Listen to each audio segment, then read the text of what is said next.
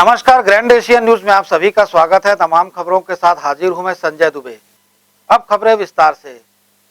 परम पूजनीय बाबा गुरु घासीदास जी की जयंती के अवसर पर कैबिनेट मंत्री गुरु रुद्र कुमार ने अपने निवास भिलाई 3 में बाबा गुरु घासीदास की पूजा अर्चना कर उनके बताए मार्ग पर चलने का संकल्प लिया। कैबिनेट मंत्री गुरु रुद्र कुमार ने इस अवसर पर अपनी शुभकामनाएं क्षेत्रवासियों को प्रेरित करते हुए कहा कि बाबा के बताए सत्य मार्ग पर चलें और जो बाबा का संदेश है, एक मन एक वाणी मन से मन के एक समान के साथ सभी प्रदेशवासियों देशवासियों के साथ एक रहें। आज हम सबसे पहले तो हमारे तरफ से परम पूज्य गुरु बाबा घासीदास जी की जयंती की प्रदेशवासियों को देशवासियों को बहुत बहुत बधाई। और हम परम पूज्य गुरु बाबा घासीदास जी से प्रार्थना करते हैं कि अपनी असीम कृपा और आशीर्वाद सब पे बना के रखें। और मैं सबसे यही कहना चाहूँगा कि सबके सब परम पूज्य गुरु बाबा घासीदास जी के बतलाए हुए सत्य के मार्ग पे चलें। उनकी कई वाणियों में जो एक वाणी है, मन के एक समान, सभी वर्ग के लोग भाईचारा के साथ एकता के साथ मिलजुल के रहें और सत्य का परचम हमेशा लहराते रहें। साईं महोत्सव के दूसरे दिन कसारडी स्थित साईं मंदिर में भक्तों ने साईं बाबा को लगाया 45 किलो के लड्डू का भोग। साथ ही साईं भक्तों ने 45 किलो का हार पहनाया। दुर्ग के कसारडी स्थित साईं मंदिर में 3 दिवसीय 45वें साईं महोत्सव का आयोजन किया जा रहा है। इस आयोजन के दूसरे दिन साईं भक्तों ने साईं बाबा के प्रति अपनी आस्था को प्रकट करते हुए पहली बार 45 वर्ष को यादगार बनाते हुए 45 किलो लड्डू के साथ साईं बाबा को भोग लगाया। साथ ही 45 किलो के हार तैयार कर शुक्रवार की शाम सब एक साथ मिलकर साईं भक्तों ने बाबा को भव्य गजमाला भी पहनाई। इस दौरान मंदिर परिसर साईं बाबा के जयकारों से गूंज उठा। साईं भक्त संजय सिंह ने बताया कि वे अपने इस प्रयास से साईं बाबा के 45वें वार्षिक समारोह को यादगार बनाकर सभी को साथ लेकर चलने की शुरुआत की है। इस संबंध में न्यूज टीम को मंदिर समिति के पदाधिकारियों ने अपनी प्रतिक्रिया दी। की इस पावन धरती पे बाबा के स्थान में 45वें वर्ष में सभी बाबा के भक्त बड़े जोर शोर से महोत्सव में लगे हुए हैं। आज बाबा को मानने वाले जो लोग हैं पूरी श्रद्धा और आस्था से 45वें वर्ष में दुर्ग शहर में पहली बार 45 किलो का लड्डू बाबा के चरणों में समर्पित करने के लिए सब साईं भक्त आज एकत्र हुए हैं।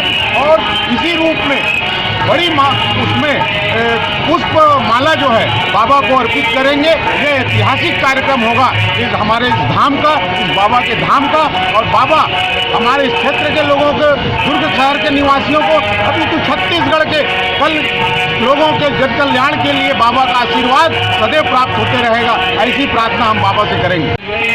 पिछले 45 साल से, मैं तो पिछले 45 साल से इसका गवाह रहा हुआ हूँ मैं। और हर साल कुछ न कुछ एक नया यहाँ पे होता है। क्योंकि इस साल भंडारा नहीं हो रहा है तो हमने सोचा कि क्यों ना हम बाबा के चरणों में 45 किलो की माला और 45 किलो का लड्डू चढ़ाएं और ये बाबा को एक प्रसाद के रूप में बाकी भक्तों को बांटा जाए। सभी है 45वां वर्ष है बाबा का जो महोत्सव मनाया जा रहा है और काफ़ी भक्तजन जो है उत्साह के साथ बाबा के चरणों में अपनी श्रद्धा अर्पित करने के लिए पहुँचते हैं।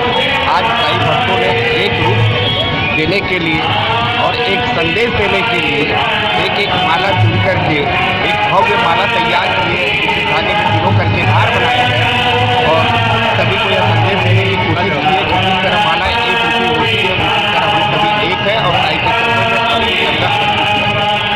सभी से आपको बताऊँ कि यहाँ जो इतने बड़ा लड्डू बनाया है, लड्डू तो बहुत अच्छा बना है। लड्डू को थोड़ा शेप में गड़बड़ हो गया।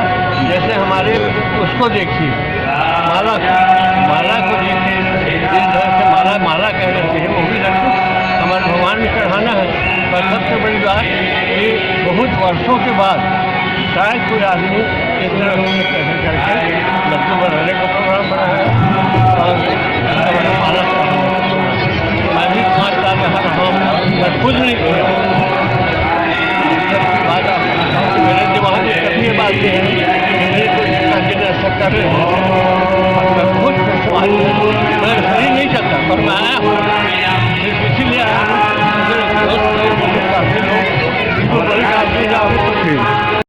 रंगीन रोशनी से सजे इस मंदिर के छटा बिखेर रही है। वहीं जिस तरह साईं महोत्सव को लेकर शहर में धूम मची है, वहीं मंदिर समिति और बाबा के चाहने वालों की आस्था भी सर चढ़कर बोल रही है। लोग बड़ी ही आस्था के साथ मंदिर पहुंचकर आरती में शामिल हो रहे हैं, साथ ही बाबा का प्रसाद ग्रहण कर रहे हैं। ग्रैंड एशियन न्यूज़ के लिए दुर्ग से नसीम फारूकी की रिपोर्ट। BNI क्रिएटर्स एक व्यापारिक संस्था है। शुक्रवार को क्रिएटर्स परिवार ने अपना दूसरा वर्षगांठ भिलाई के एक निजी होटल में सभी सदस्यों और चैप्टर के लॉन्च डायरेक्टर पी गणेशन एवं सपोर्ट डायरेक्टर धीरज पटौदिया एवं मुख्य अतिथि भिलाई नगर निगम की प्रथम महापौर रही सुश्री नीता लोधी के आतिथ्य में मनाया गया। BNI क्रिएटर्स भिलाई दुर्ग का व्यापारिक दृष्टि से सबसे तेजी से बढ़ने वाला बिजनेस ग्रुप है। इस ग्रुप के प्रेसिडेंट टी मुरली मोहन ने सुबह 8 बजे मीटिंग की शुरुआत राष्ट्रगान के साथ की और उसके बाद एजुकेशन का शॉर्ट प्रेजेंटेशन सुरेंद्र पटनायक ने सरल शब्दों में रेफरेंस के महत्व के बारे में बताया। फिर क्रिएटर परिवार में शामिल 34 सदस्यों ने एक एक कर अपने व्यवसाय के बारे में मात्र 30 सेकंड में शानदार प्रस्तुति देकर मंत्रमुग्ध कर दिया। साथ ही गिरीश खापर्डे व आशुतोष यादव ने भी अपने व्यवसाय के अनुभव को 5 मिनटों में प्रस्तुत किया, जिससे कि उनको वहीं पर तुरंत क्रिएटिव परिवार के साथी बिजनेसमैन ने रेफरल के माध्यम से तत्काल बिजनेस भी प्रदान किया। BNI विश्व की सबसे बड़ी एवं सफलतम व्यावसायिक रेफरल संस्था है। इसमें 2,84,000 से ज्यादा मेंबर्स 74 देशों में एक दूसरे की मदद करके अपना व्यापार बढ़ा रहे हैं।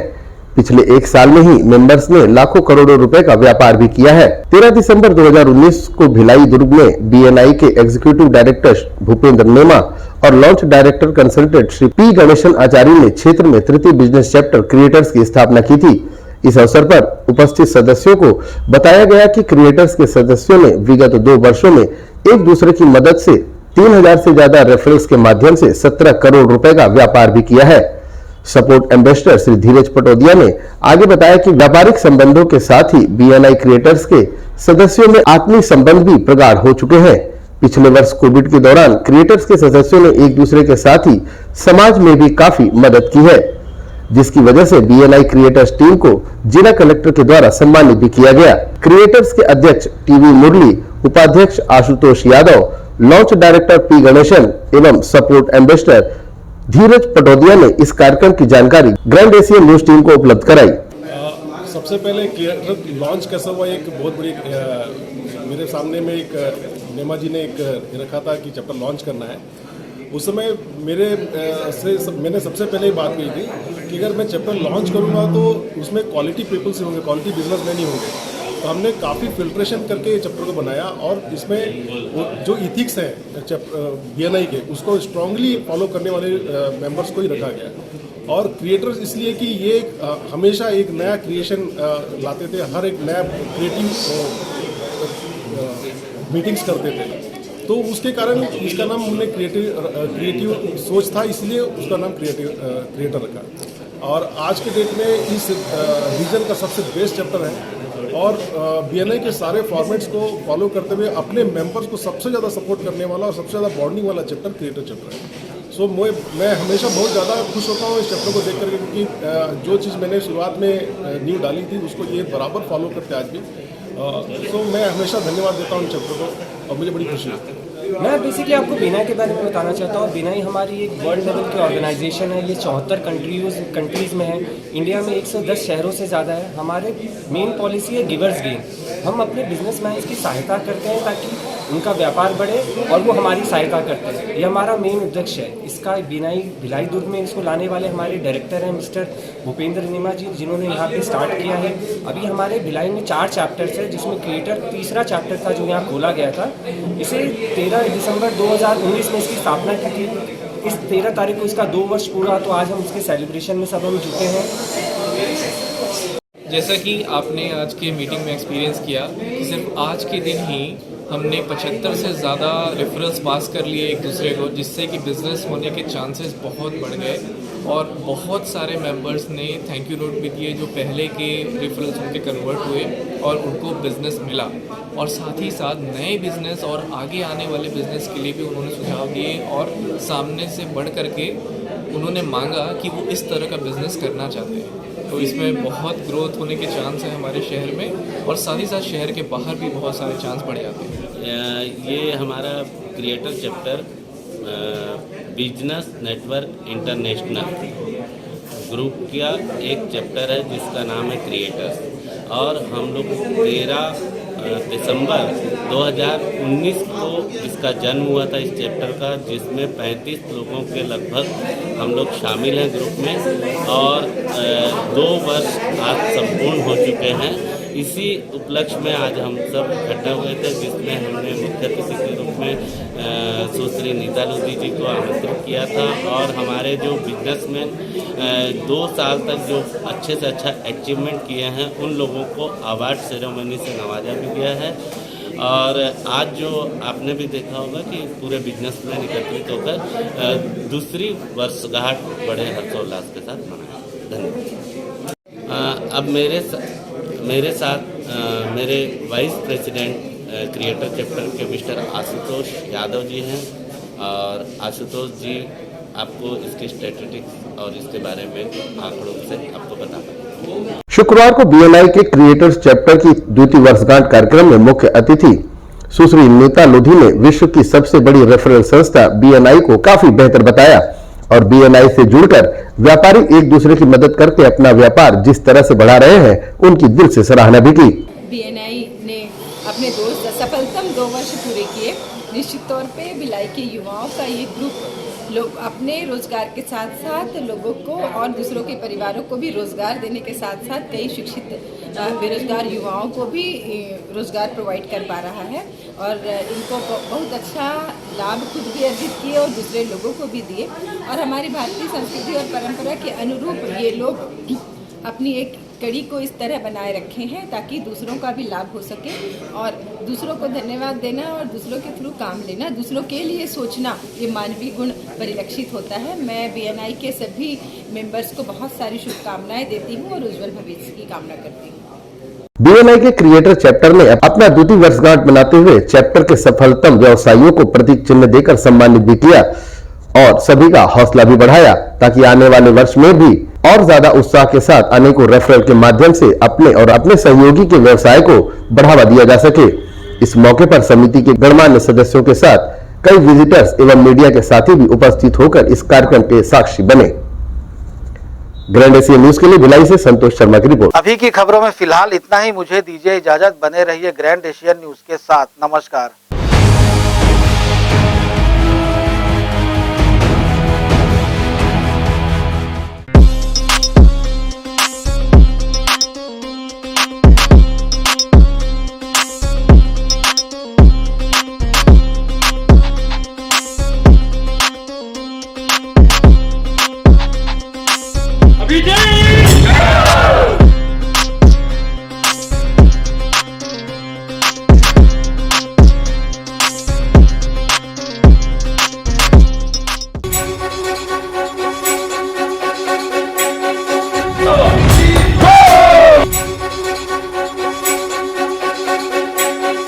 अभिजीत अभिजीत अभिजीत अभिजीत संजीवनी अभिजीत संजीवनी ओम क्लीन ओम नमो नारायण राधे कृष्ण की गूंज के साथ ही तीर्थराज देवी निकुंबला जय शक्ति आश्रम में 7 अक्टूबर से 14 जनवरी 2022 मकर संक्रांति तक भव्य आयोजन किया जा रहा है, जहां राजलक्ष्मी मंदिर के आंगन में विराजित ठाकुर जी अपनी छटा बिखेर रहे हैं। जिला दुर्ग के ग्राम निकुंभ में स्थित है मां निकुंबला धाम, जिसे संत श्री माता जी द्वारा निर्माण कराया जा रहा है। वहीं दुर्ग से बालोद मार्ग पर महज 20 से 22 किलोमीटर की दूरी पर स्थित है ग्राम निकुंभ, जहां लगभग 35 वर्ष पूर्व संत श्री माता जी के द्वारा मां निकुंबला धाम की नींव रखी गई थी। संत श्री माता जी को मां निकुंबला देवी ने स्वप्न में दर्शन देकर अपना स्थान बताया था। वही इस उद्देश्य को लेकर संत श्री माता जी ने राष्ट्रपति,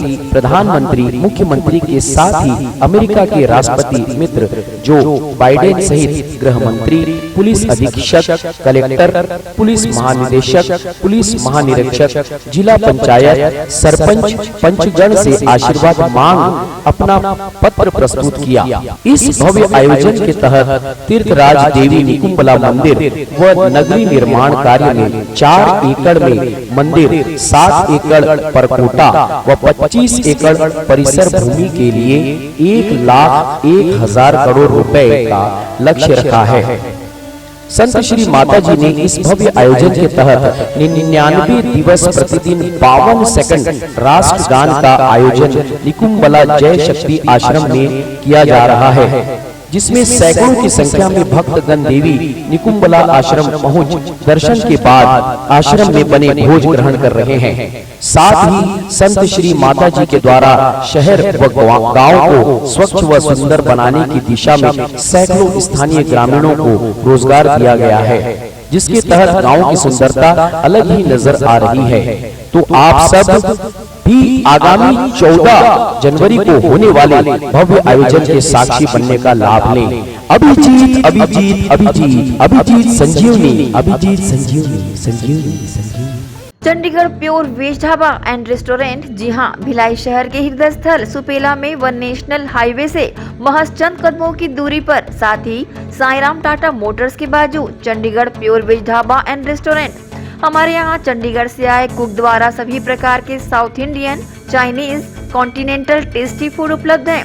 पंजाबी कुलचा, इडली, सांभर वड़ा, सादा डोसा, मसाला डोसा, मंचूरियन, छोले भटूरे व साथ ही सभी प्रकार के pure veg dishes, tasty food के अलावा सेल्फी जोन जो कि खास आकर्षण का केंद्र है, साथ ही पार्टी की भी सुविधा।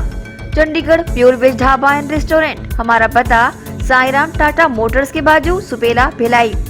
टाटा शोरूम के पीछे में जस्ट हमने क्या है पूरा पंजाब का थीम लेके आया हुआ है अभी यहाँ पर। जो हमारा ढाबा है बेसिकली जो कॉन्सेप्ट है चंडीगढ़ का थीम है, और जो हमारे कुक्स हैं स्पेशली हमने पंजाब और चंडीगढ़ से बीच में सारे कुक्स हमारे स्पेशलिस्ट हैं। और हमारा ढाबा नाम से है लेकिन मल्टी कुजिन रेस्टोरेंट है। इसमें साउथ इंडियन, नॉर्थ इंडियन और आपका कॉन्टिनेंटल, चाइनीज सारी वैरायटी हमारे पास है, तो एक बार अवश्य पधारें।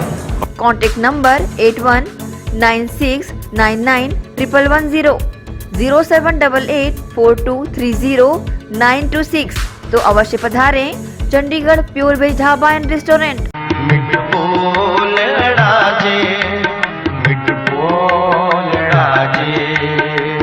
हर सज्जन स्वामी मोरा,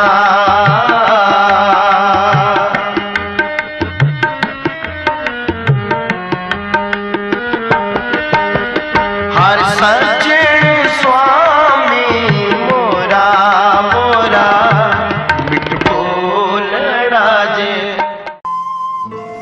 ऐश्वर्या छत्तीसगढ़ ढाबा, जी हाँ, बाघ नदी से पहले पुरई डबरी के पास सर्व सुविधा युक्त ढाबा, स्वादिष्ट भोजन के साथ ऐश्वर्या छत्तीसगढ़ ढाबा। छत्तीसगढ़ एवं महाराष्ट्र के बॉर्डर पर स्थित आप सभी आने जाने वाले यात्रियों का स्वागत करता है।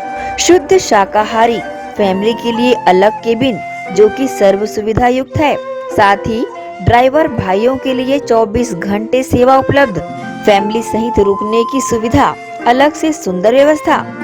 कृपया पधारकर सेवा का लाभ अवश्य देवें। ऐश्वर्या छत्तीसगढ़ ढाबा, निवेदक पृथ्वी सिंह, ढाबा संचालक।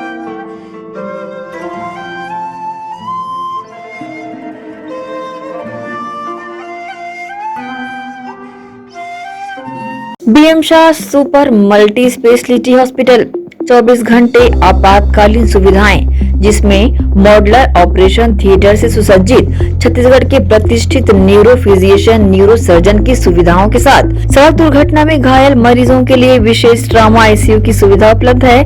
हॉस्पिटल में हृदय रोग विशेषज्ञों की टीम के साथ एडवांस कैथ लैब की सुविधाएं, साथ ही जिसमें एंजियोग्राफी, एंजियोप्लास्टी, पेसमेकर की सुविधा उपलब्ध है। हॉस्पिटल में medical ICU, surgical ICU, NICU, burn unit के साथ डायलिसिस की सुविधा 24 घंटे उपलब्ध है। हॉस्पिटल के सभी वार्ड एयर कंडीशनर होने के बावजूद सबसे किफायती दरों में उपलब्ध। General ward private room, deluxe room, super deluxe room की सुविधाएं उपलब्ध है। हॉस्पिटल में गायनिक डॉक्टर्स की एक्सपर्ट टीम, नॉर्मल डिलीवरी एवं सिजेरियन के लिए सुविधा 24 घंटे उपलब्ध है। साथ ही साथ महिला एवं बच्चों के लिए अलग अलग वार्ड की सुविधा उपलब्ध है। हॉस्पिटल में सभी प्रकार की जांच जैसे MRI, CT scan, sonography, 2D echo, ECG, EEG, endoscopy, x ray, खून एवं पेशाब की जांच की सुविधा बेहद किफायती दरों में उपलब्ध है। हमारा पता PM Shah multi specialty hospital and research centre, Shastri Nagar, Supela, Bhilai, Chhattisgarh. Phone number 77307711 77307722। दर्श TVS शोरूम। हमारे यहाँ TVS कंपनी की सभी BS6 गाड़ियाँ उपलब्ध है। आकर्षक कलर्स में मनमोहक TVS की गाड़ियाँ ग्राहकों की मांगों पर उपलब्ध है। हर वाहनों की खरीदी पर निश्चित उपहार। समय समय पर कैंप लगाकर सर्विस की जाती है। Labour charge 100% free. दर्श TVS शोरूम में त्योहारी सीजन में आकर्षक उपहार ग्राहकों के लिए उपलब्ध कराए जाते हैं। हमारा पता दर्श TVS शोरूम, अमन ढाबा के बाजू, ग्रैंड एशियन न्यूज कार्यालय के नीचे, ground floor, Junwani Kohka road, Bhilai, Chhattisgarh. Phone number. Sales के लिए संपर्क करें 8349279780, 7477279780। सर्विस के लिए संपर्क करें 0788296036, 0788355496।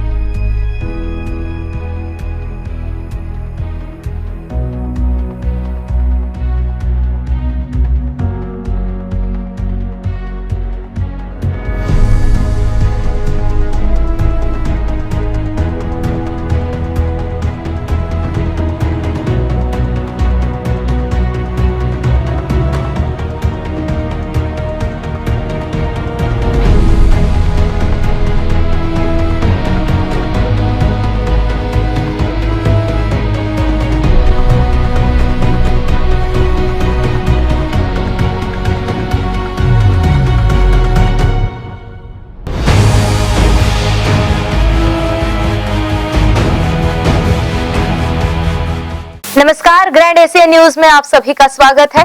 ताजा खबरों के साथ हाजिर हूं मैं प्रीति विश्वास। अब खबरें विस्तार से। निकाय चुनाव में सरकारी तंत्र का दुरुपयोग होने और कांग्रेस सरकार के राज में पुलिस द्वारा की जा रही मनमानियों को लेकर बीजेपी सांसद व विधायक दल ने जिला कलेक्टर और SP से की शिकायत। नगरीय निकाय चुनाव में सरकारी तंत्र के दुरुपयोग को लेकर शुक्रवार को भाजपा के वरिष्ठ नेताओं ने कलेक्टर व SP के समक्ष आपत्ति दर्ज कराई।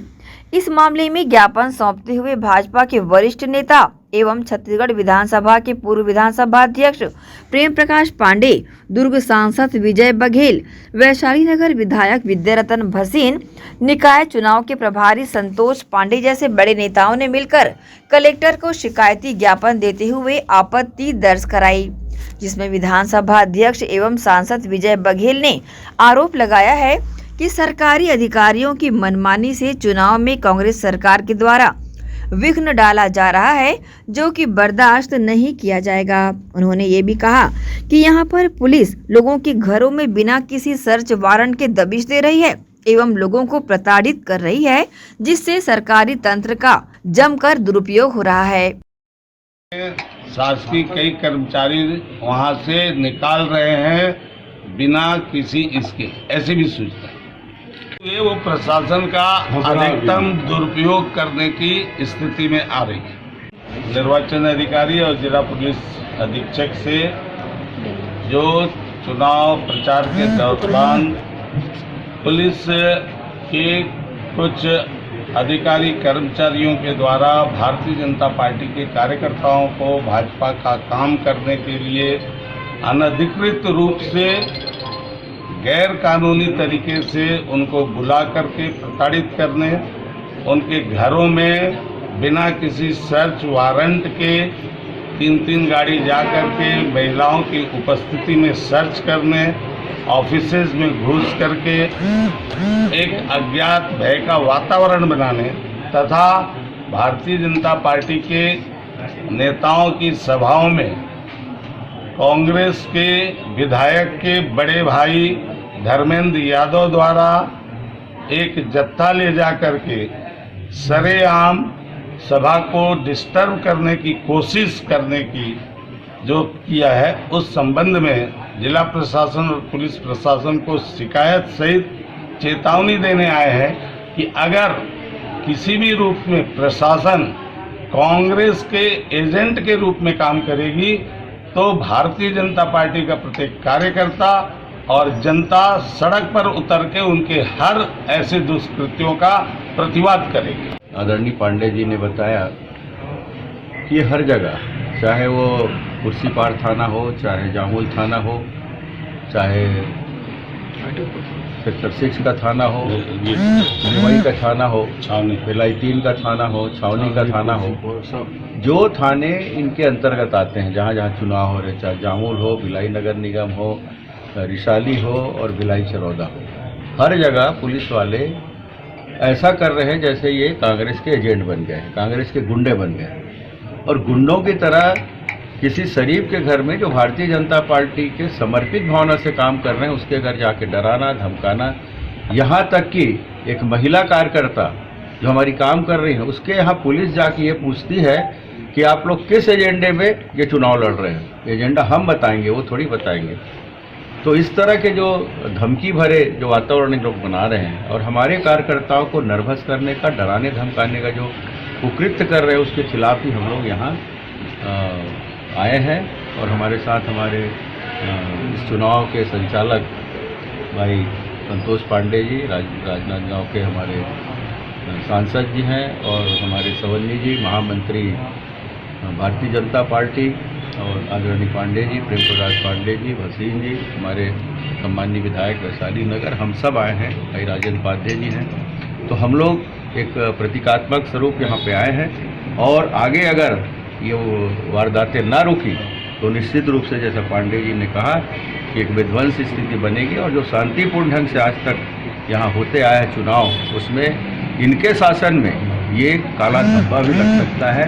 उसके लिए शासन प्रशासन सचेत रहे और सारी जिम्मेदारी इनकी होगी जो भी परिस्थिति बने। उसी बात को मैंने एसपी से कही, मीणा जी से, कि आपके थाने के जो थानेदार है उनको फोन करते रहे, नहीं पहुंचे। जब आपके पास ये सूचना आई तब आपने निर्देश किया और जब तक आपकी पुलिस पहुंची वो शराब गायब हो चुके थे और इस शराब दुकानों से रोज।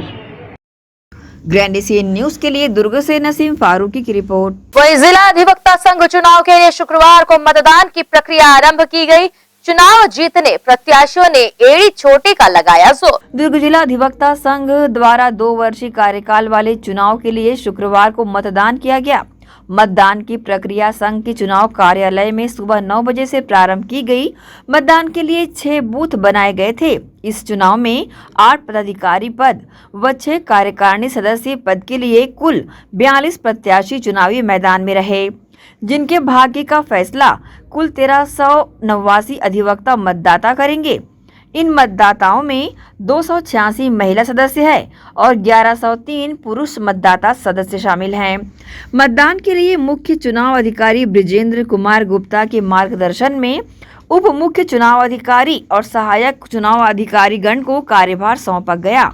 18 दिसंबर को पदाधिकारी पदों की मतगणना एवं 19 दिसंबर को कार्यकारिणी सदस्य पदों की मतगणना चुनाव कार्यालय में की जाएगी। मतों की गणना की समाप्ति के बाद पदाधिकारी और कार्यकारिणी सदस्य पदों के परिणाम एक साथ घोषित किए जाएंगे। मतदान को लेकर न्यायालय परिसर में अधिवक्ताओं में काफी उत्साह भी देखने को मिला और मतदाता सुबह से ही मतदान करने यहां पहुंचे। पूरी प्रक्रिया को लेकर उप चुनाव अधिकारी और मुख्य चुनाव अधिकारी ने विस्तृत जानकारी न्यूज टीम को दी।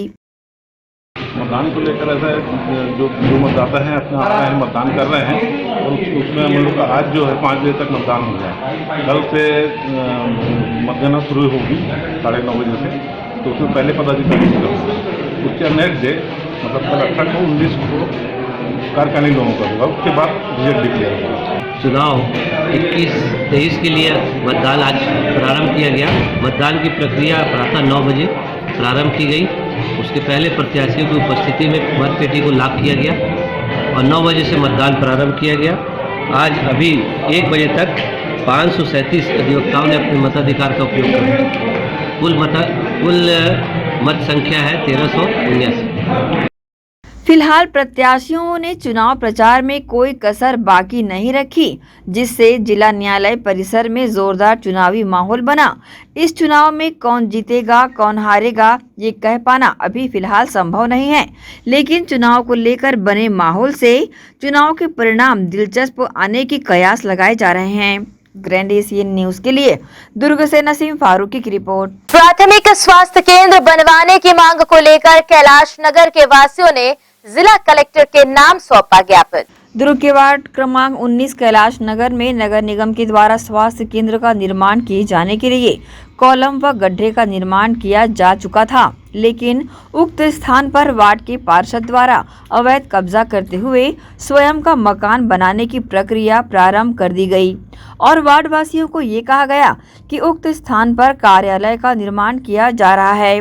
वार्ड वासियों को जब पार्षद द्वारा किए जा रहे षड्यंत्र का पता चला तो उन्होंने जिला कलेक्टर के नाम ज्ञापन सौंपकर तत्काल पार्षद द्वारा किए जा रहे अवैध निर्माण को रोके जाने की मांग कर डाली और उस स्थान पर प्राथमिक स्वास्थ्य केंद्र खोले जाने का निवेदन भी किया। इस विषय को लेकर वार्ड वासियों ने अपनी प्रतिक्रिया इस प्रकार से दी है। प्रॉब्लम ये है कि जनसंख्या वहाँ पे 7 से 8 हज़ार जनसंख्या है। 2 वार्ड मिला के 12 मितानिन है। 12 मितानिनों में न कहीं पे टीकाकरण के लिए जगह है, न कहीं पे गर्भवतियों की जांच के लिए जगह है। तो हम लोग ये इतना चाहते हैं कि छोटे बच्चों के लिए, वृद्धों के लिए और महिलाओं के लिए एक सुनिश्चित जगह हो और उनकी अच्छे से जांच वाँच हो और सही ढंग से इलाज हो। ऐसे इलाज के चलते, ऐसे झोला छाप डॉक्टरों के चलते कई लोगों की मृत्यु भी हो जाती है। तो सही इलाज, सही बीमारी की सही समय में चयन होगी तो साथ साथ जीवन भी बचेगा और वो ज़मीन भी बच जाएगी। उस ज़मीन गलत हाथ में, गलत ये दिशा में जा रहे हैं। तो यही चाहते हैं सरकार से और विभागीय तौर से कि वो ज़मीन जनहित में है तो जन भागीदारी में और पार्षद ही कब्जा कर। कांसीराम रात्रे हैं वार्ड पार्षद, तो वार्ड पार्षद हो के ऐसे कर रहे हैं।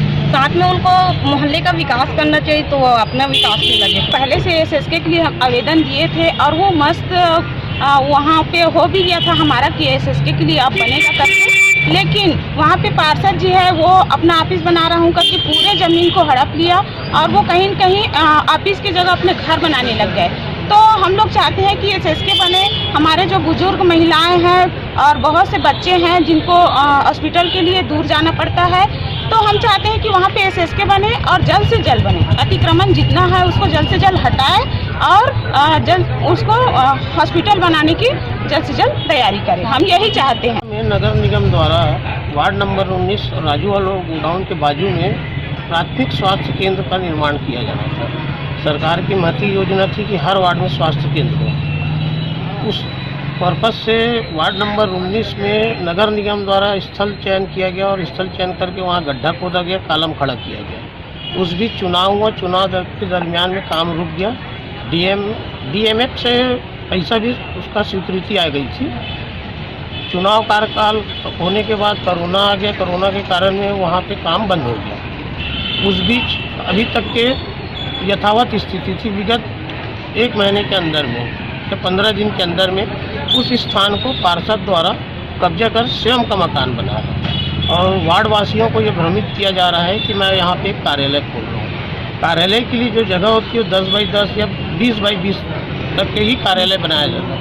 800-900 स्क्वायर फीट की ज़मीन को कब्जा करके स्वयं का मकान बना रहे हैं। इस पर वार्ड की पूरी जनता, मितानिन लोग भी हैं, इन लोगों का मांग है कि वहाँ पे स्वास्थ्य केंद्र बने। कमिश्नर साहब के आदेश के हिसाब से वहाँ पे कार्य को रुकवाया गया है, न कि अतिक्रमण को हटाया गया है। इन सभी लोगों का कहना यह है कि वहाँ पे एक स्वास्थ्य केंद्र का निर्माण हो।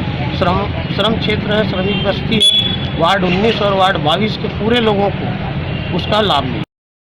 ग्रैंड एशियन न्यूज के लिए दुर्ग से नसीम फारूकी की रिपोर्ट। श्रुति फाउंडेशन छत्तीसगढ़ संस्था द्वारा ग्राम हनोदा के शासकीय पूर्व माध्यमिक शाला में स्कूल के समस्त बच्चों को चरण पादुका व मोजे का वितरण किया गया। संस्था के संस्थापिका एवं अध्यक्ष नीतू श्रीवास्तव तथा समाज सेवी KS चौहान यहाँ विशेष रूप से शामिल हुए। बच्चों को आने वाला कल बताते हुए संस्था इस तरह के प्रयास करती आ रही है। आयोजित कार्यक्रम में शामिल समाज सेवी KS चौहान ने बच्चों का उत्साहवर्धन किया व कार्यक्रम की सराहना दिल से की। शासकीय स्कूल में सभी विद्यार्थी बच्चों की हम आपका हार्दिक स्वागत अभिनंदन करते हैं। दुर्ग के युवा समाज सेवी, छाया पार्षद, भारतीय जनता पार्टी के जिला मीडिया प्रभारी, जो अनेक जिनके खुद के फाउंडेशन चलते, चौहान फाउंडेशन, जो निःशुल्क बच्चों को शिक्षा की व्यवस्था देते हैं, कोचिंग क्लास की व्यवस्था देते हैं, ऐसे समाज सेवी बड़े भैया आदरणीय श्री KS चौहान जी का श्रुति फाउंडेशन की तरफ से हम हार्दिक स्वागत अभिनंदन करते हैं।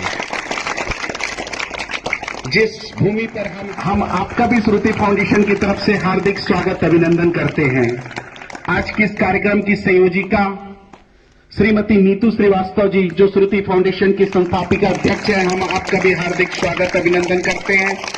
इस स्कूल में जो शिक्षा प्रदान करने वाले सभी शिक्षक भाई बहनों का, हमारे शिक्षक शिक्षकगण का और इस श्रुति फाउंडेशन के सभी वरिष्ठ सदस्य, सभी का हम स्वागत करते हैं, जिसमें पंचराम कुंभकार जी, श्री अरुण हांडा जी, श्री नरेश खोसला जी,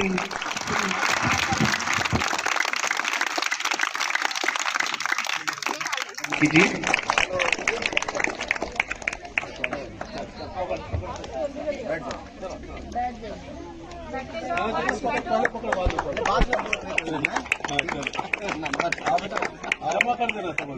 चलो आ जाओ,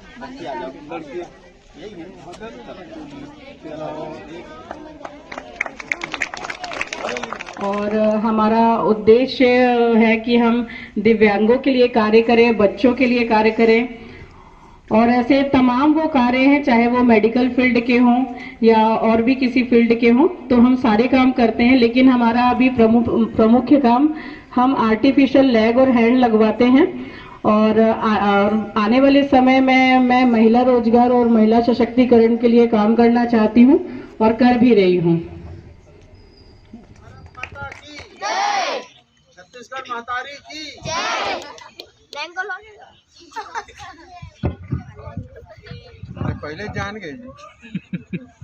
श्रुति फाउंडेशन के इस कार्यक्रम में शरण पादुका के डिस्ट्रीब्यूशन में, वितरण में मैं मंच पे आसीन हमारे सुरेश धुर्वे जी का मैं अभिनंदन करता हूं, स्वागत करता हूं।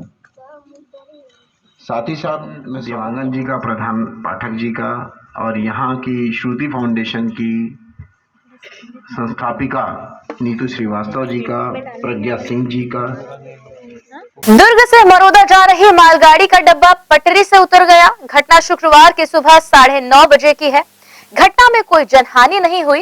रेलवे के अधिकारी व कर्मचारियों ने हाइड्रोलिक मशीन के माध्यम से डिब्बे को पटरी पर चढ़ाया। शुक्रवार की सुबह दुर्ग से मरोदा जा रही मालगाड़ी अचानक अनियंत्रित हो गई और मालगाड़ी का एक डिब्बा पटरी से उतर गया, लेकिन घटना में किसी भी तरह की कोई हानि नहीं हुई है। फिलहाल रेल मंत्रालय के विभागीय कर्मचारियों द्वारा सुधार कार्य मालगाड़ी के डिब्बे को हाइड्रोलिक मशीन के द्वारा किया जा रहा है, जिसके बाद दुर्ग दिल्ली राजहरा मार्ग पूरी तरह सुचारू रूप से चालू किया जाएगा। इस पूरी प्रक्रिया में लगभग 4 से 5 घंटे का समय लगा। घटना की जानकारी मिलते ही रेलवे के अधिकारी व कर्मचारी बड़ी संख्या में घटनास्थल पहुंचे और वस्तु स्थिति का जायजा लेकर डिब्बे को पटरी पर चढ़ाया। ग्रैंड एशियन न्यूज के लिए दुर्ग से नसीम फारूकी की रिपोर्ट। इसी के साथ न्यूज बुलेटिन में फिलहाल इतना ही। आपसे चाहेंगे इजाजत। नमस्कार, धन्यवाद।